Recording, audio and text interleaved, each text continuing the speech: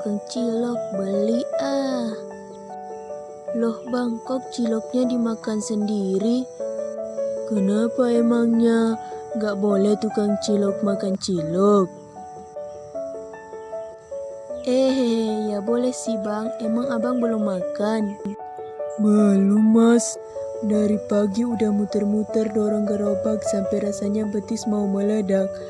Tapi tetap gak ada yang mau beli. Sekarang dagang apa saja sepi mas semenjak pandemi corona.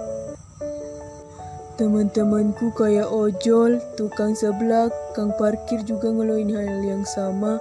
Sementara itu di rumah anak istriku juga butuh makan.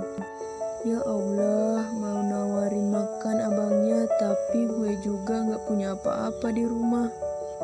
Ya udah bang, beli ciloknya sebungkus aja. Alhamdulillah, akhirnya ada yang beli juga.